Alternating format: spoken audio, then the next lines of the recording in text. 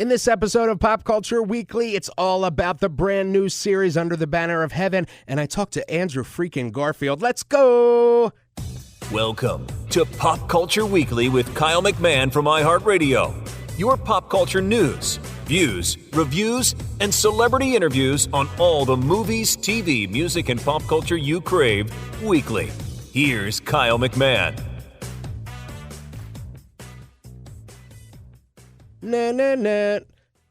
Hello and welcome to Pop Culture Weekly with Kyle McMahon. I, of course, am Kyle McMahon, and I sound different this week. I know some of you may have seen on Instagram and social that I got surgery. I got a deviated septum taken care of at a bone spur in my nose, in my nostril, and turbinates were reduced and something else, adenoids, and so it's been a recovery, and I still sound a little bit nasally, but I'm sounding better every day, so that's good. But I didn't want to not give you these amazing interviews. So let's, first of all, I need to bask in a moment because I'm interviewing Andrew freaking Garfield. I mean, literally, that's his middle name, freaking.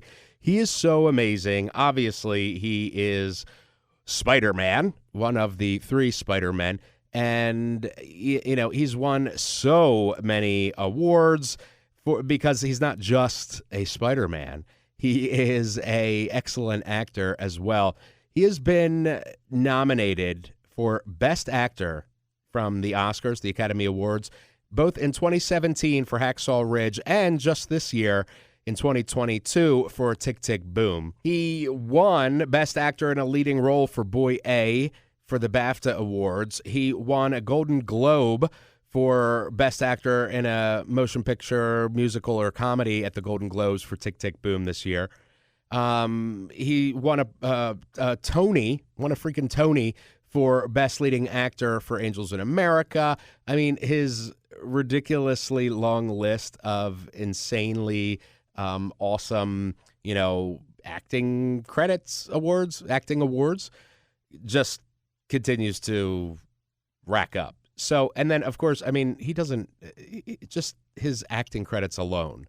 I mean, the guy's, like not even 40, barely 40, and has been in such incredible films as Boy A. I mean, that was an amazing film.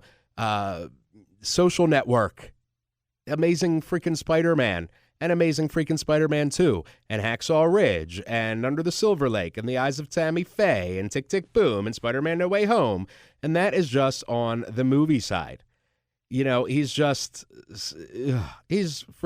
Andrew freaking Garfield. So, in any event, I interview Mr. Garfield as well as the cast of the series that he's headlining on FX. It's called Under the Banner of Heaven, and it is so, so, so good that I can't say enough about it. It's a limited series. It's created by Dustin Lance Black, who I also talk with, and it is based on a book of the same name. And apparently this was a real murder thing, like event that happened. And it's pretty interesting. It takes place in the Utah area, heavily LDS church, and the Mormons are involved, and it's kind of a how do you say it? I don't know how to say it. A clash between religion and faith and spirituality with laws. I mean, that's the best way I can say it. So it is super good. It's super dark. You got to watch it. It's on FX on Hulu. So good. So it currently has a 90% approval rating on Rotten Tomatoes. So, and that's by people, which is what I care about, you guys. It's by your reviews. So, besides the amazing Andrew Garfield, I also talk with the rest of the lead cast, including Daisy Edgar Jones, who, Hello? Daisy Edgar Jones is freaking amazing.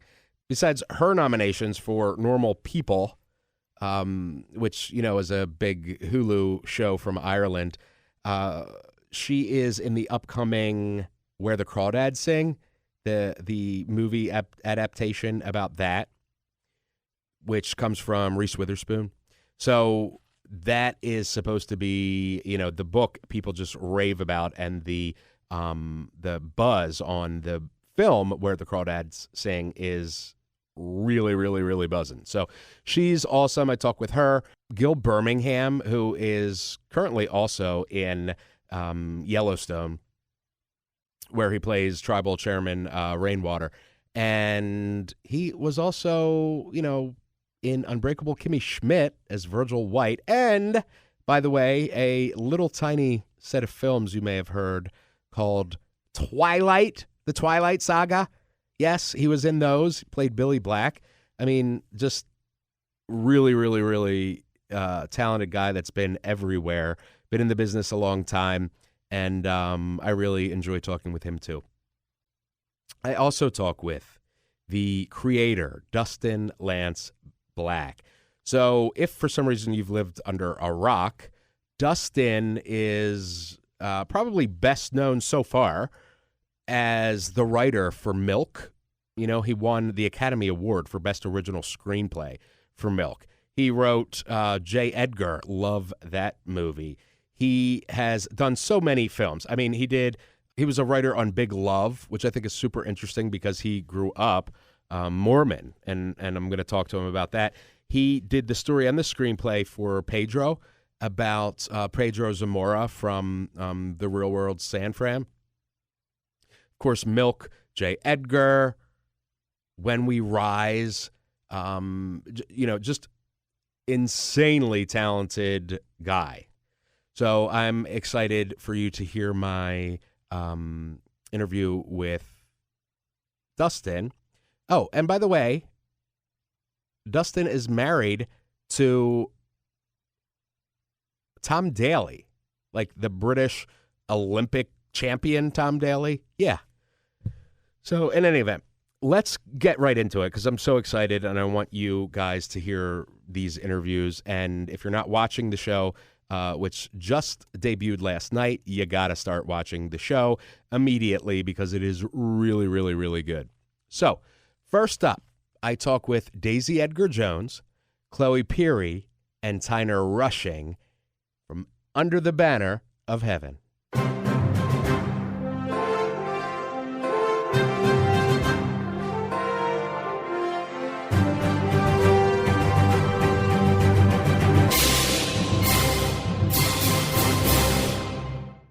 iHeartRadio's Pop Culture Minute. Pop Culture Weekly. Apparently, I forgot the name of my own show. Thank you. Thank you guys so much for joining me. I really appreciate it. The series is absolutely incredible. It is nail-biting, gripping. It is incredible, and the acting is just absolutely insane. So kudos to all of you for that. My question is, I'll start with you, Daisy, if that's okay. You have an interesting role in this, and that you're kind of in two timelines, if you will. I'm trying not to be insanely spoilery. What is that like as an actor to play something like that is a little bit more complicated than, maybe a typical role? Yeah, I mean, I think because, for a large amount of Brenda's scene, it's sort of I think for all of it, it's a flashback, to her, and obviously it's being sort of narrated by Billy's character Alan. But I think, so there was a sense where I was like, do I play a version of Brenda that is it a memory of her, and therefore do I play a version of her that is his memory, or do I play sort of what I think Brenda is? And so I think I chose to go with the latter, and because I also think in those scenes she's really the audience's lens into the family that this sort of story surrounds, which is the Laffertys. So yeah, but that's a really good question. I mean, I think I think trying to find really the truth of the character scene to scene was really sort of how I approached it. I love that. And Chloe, I needed like a chart for the entire family because it was so hard. Chloe, your portrayal is very unique, I would say, in the family. And how did you approach that as an actor? I felt like Matilda really like leapt off the page in this story, and it was really, she's such a strange character. And it took me a while to figure out what was driving the way that she communicates and the way that she expresses herself, and what leads to some of the like slightly clumsy way of inhabiting, and how she is with Brenda, just very overwhelming presence for Brenda probably in those early scenes. And and I think when I realized that she just really wants to belong desperately, and she's left a different culture and she's left a different faith behind her, and she has 2 children from a previous relationship, and she's coming in, like the magnitude of that, and how it might play out on her, it became not easy, I wouldn't go that far, but it was a real window into what's driving her sort of survival throughout the series, which I feel like she's in survival mode from the beginning in a very weird way.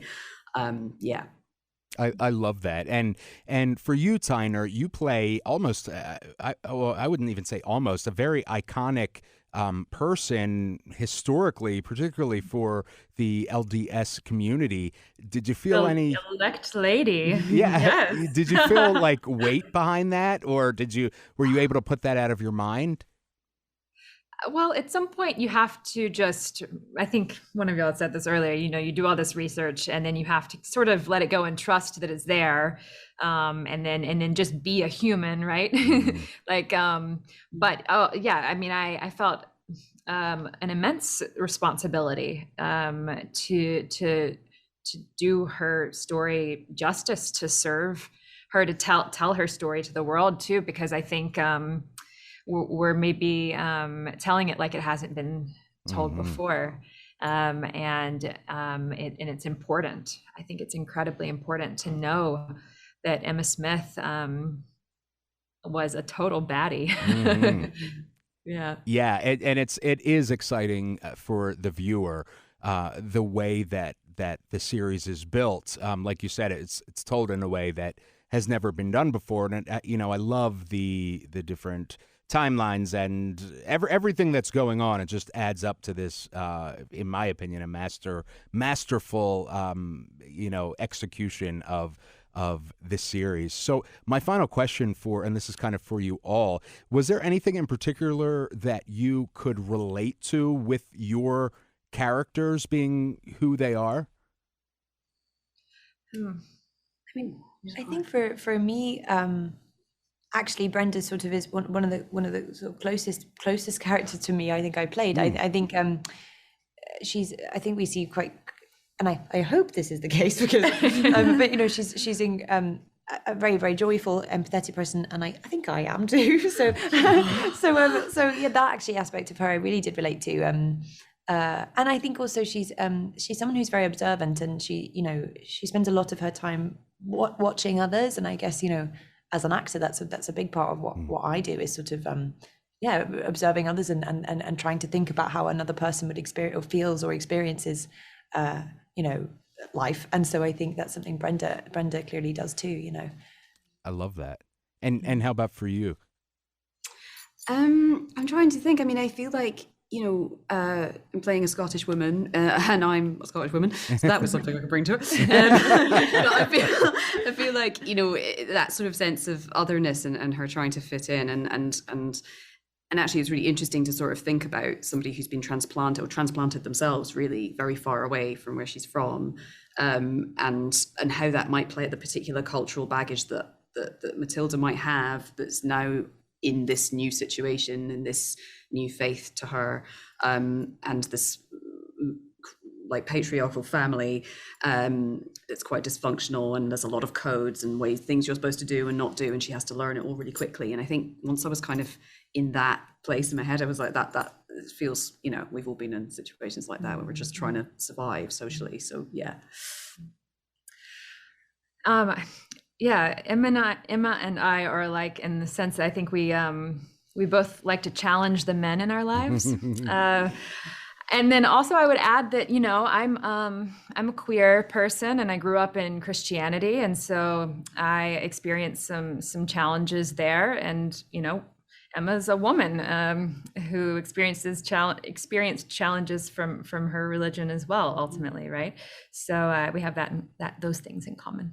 Yeah. Awesome. Thank you all so much. I can't wait for everybody to see this. And all three of you are just absolutely incredible in it. Thank you for your time. Thank you. Have a good day.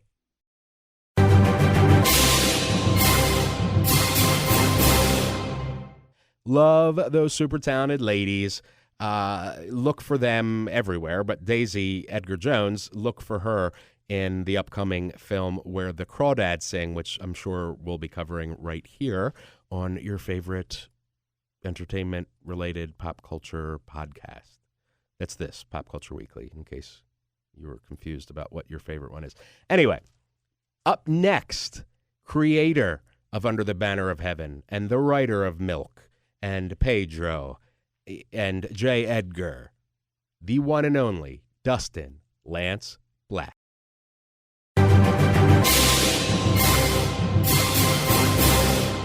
Thank you so much for joining me. I really appreciate it. Yeah, thanks for having me. Of course. So first of all, congratulations on this series. It is, I was writing notes as I was watching it for review, and I put masterful in so many ways, and it's incredible, and I can't wait for people to see it. Why was this story important for you to tell?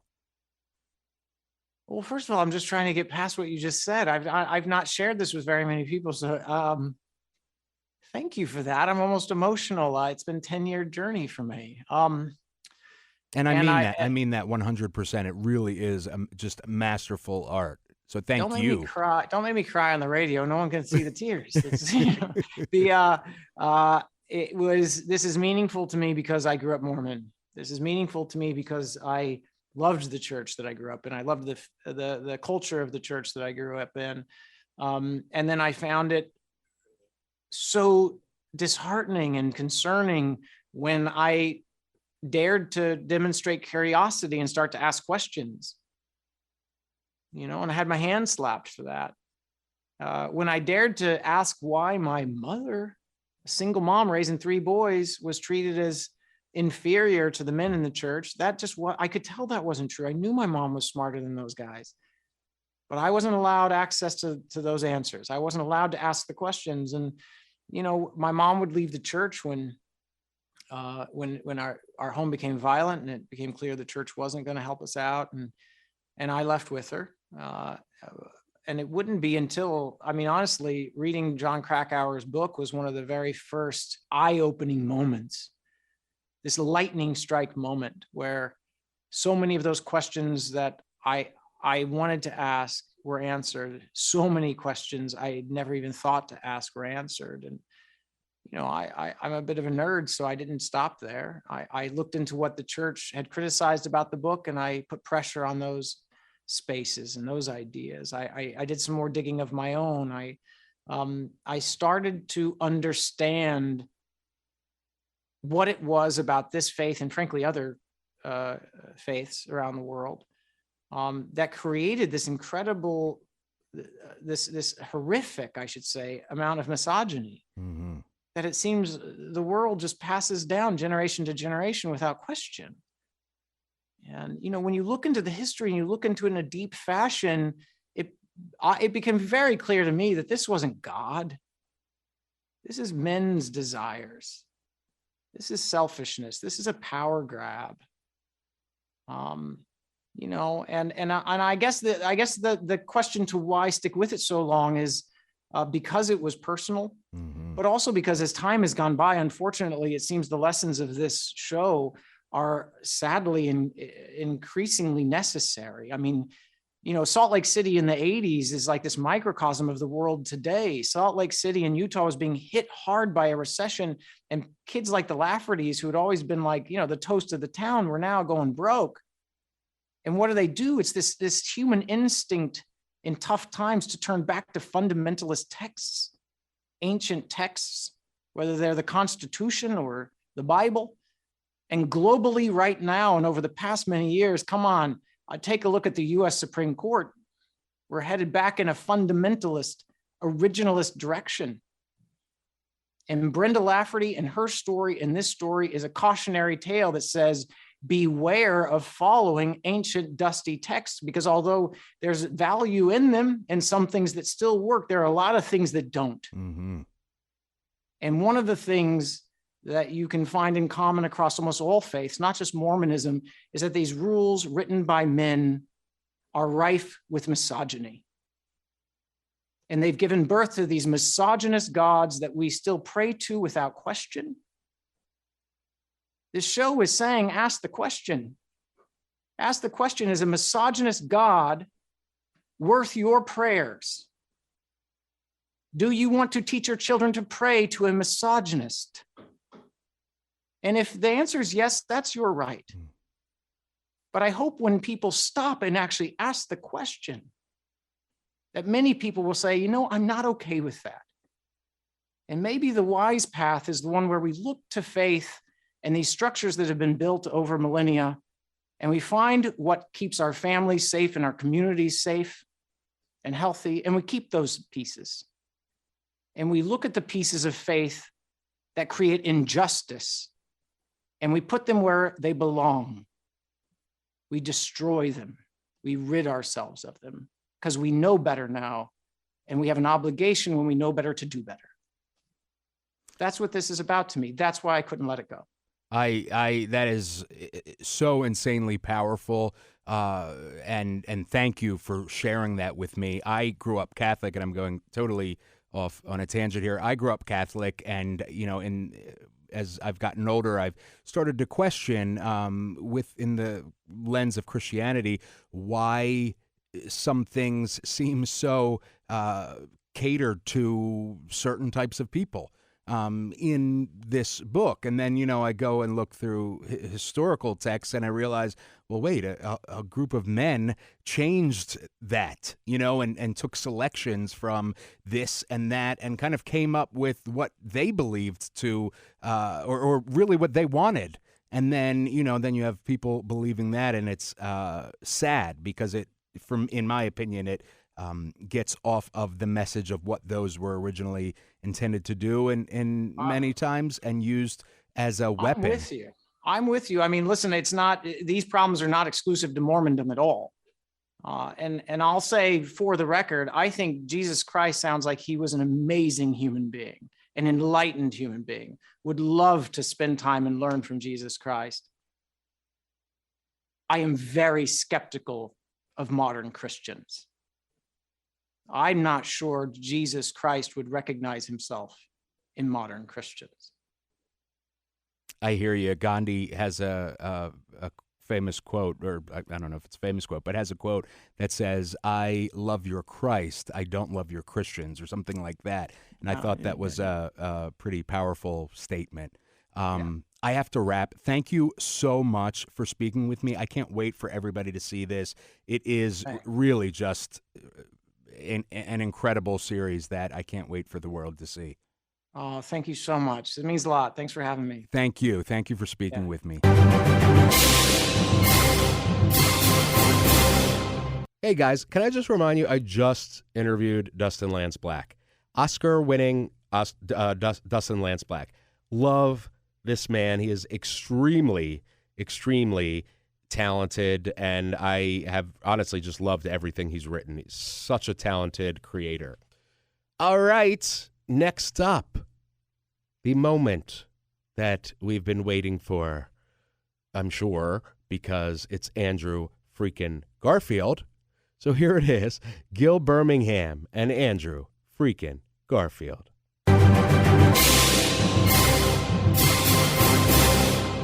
So, first of all, congratulations on this series. It is extremely powerful, very engaging and thrilling. So I wanted to know, both of you have been in huge, blockbuster franchises. What is it like going from something, Andrew, in your case, something like the Spider-Man franchise to going to a kind of small, very intimate in many ways type of production like Under the Banner of Heaven?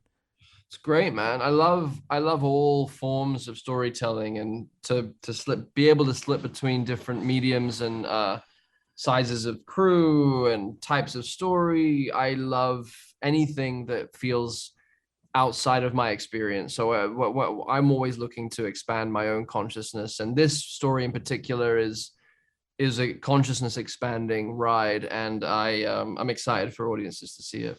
And how about for you, Gil? You have walked a similar line.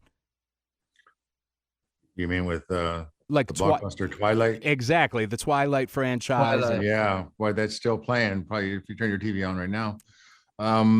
And Yellowstone is like and yeah, Yellowstone, the TV franchise. Yeah, a different demographic. I think, every actor has this fantasy to think that what would it be like to be in such a project, that's global in its popularity. And for a bit, you get caught up in the excitement of it. And it's you great. Get jaded and then you get bitter. And, then you're glad to do something dark like this. And no, it's a real privilege. It's a real honor to bring, the purpose of what we do is to bring joy to people, and to hopefully improve their life in some measure, feeling good about something. This one is more introspective, and it's kind of a harsh analytical view of maybe the dark road that we can go down as human beings.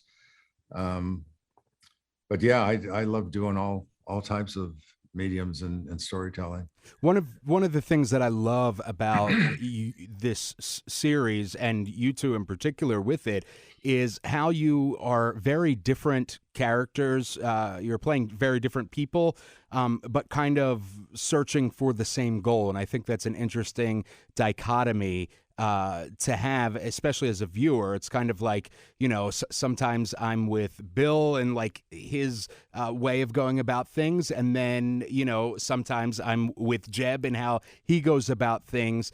How does it feel as an actor to kind of put yourself in a place like that where this is dark stuff, and is that one of the joys of acting? Like, what is that like for you? I think that's cool. I think it's a cool thing about these two characters that are seemingly very, very dissimilar, is that actually they both share an integrity. They both share a deep longing to be of service and to do right by, Brenda Lafferty and Erica Lafferty, the two victims of this heinous murder. I think they discovered that pretty quickly, that they're on the same team, and any differences they have, they put aside pretty quick and actually start to shift each other's consciousness about the other and about life. And there's something quite beautiful. There's a brotherhood that emerges and a kind of mentorship that I think starts to happen from Taba towards Pirrie. And in terms of him staying in the kind of the climate of the story, we tried our hardest to disconnect at the end of the day and do our own thing and make sure that we were having as much joy and fun as possible, so that we could come back the next day and give our energy back to this very, very dark story. But we were always looking for the cracks of light between us to be able to express that dynamic on camera, the kind of the gallows humor of like two soldiers in the trenches together, trying to survive and keep each other alive in spirit as well as in body. So yeah, I mean, it was a really fun, rich time in my life. It still is. Yeah, it still is. Yeah. Still going, brother. Yeah. And do you feel similarly, Gil? I do. It's interesting because you have a process. We each have a process of how we approach characters, and there was something very similar in our real life dynamics that unfolded on screen, and that is, how do you be the best performer for what you're doing in life? How do you, for these two characters, how do you be of service as the best human being you can be? And his coming from, a structured organization that spoke to him that this is how it's done. And then my cultural background telling me this is how it's done. And then there is a meeting in the middle there, where they come to appreciate and respect both sides. and we both grow from it. I love it. I cannot wait for audiences to see this series. I was on the edge of my seat, and it's just so well done from top to bottom, writing to acting. Thank you guys for speaking with me. Thank you for your incredible performances in this, and thank you for your time today. Thank you. Thank you. Appreciate it. Have a great day. Thanks. You too. Thanks.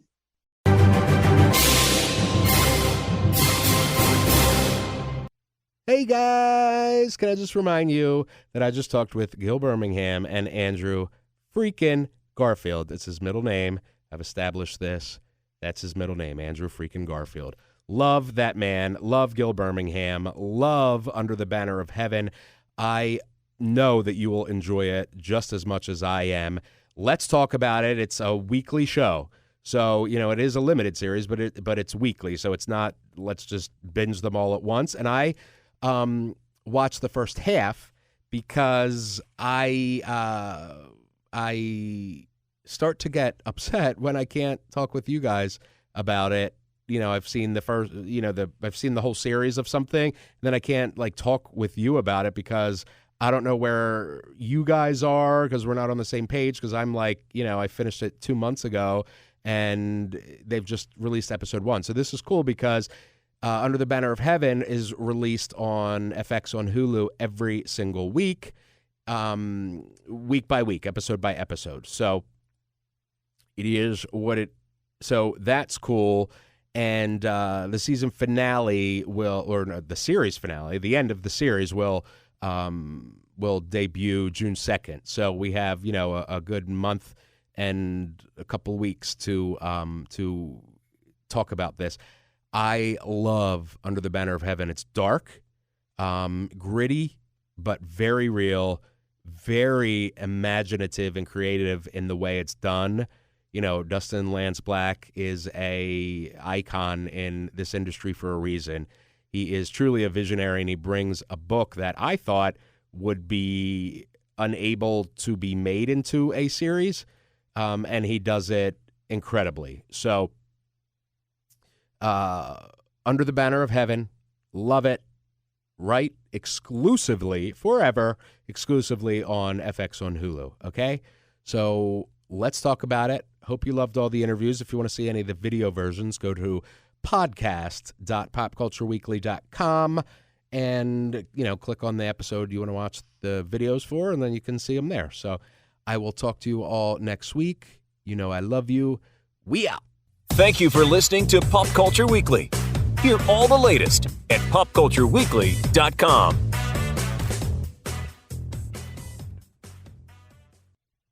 Andrew freaking Garfield. Andrew freaking Garfield. He's the amazing Spider-Man, and he's also a Mormon detective. And he also does a thing about Facebook, and did the movie Boy Yay about a juvenile who served 14 years in prison. And that's why he's Andrew freaking Garfield.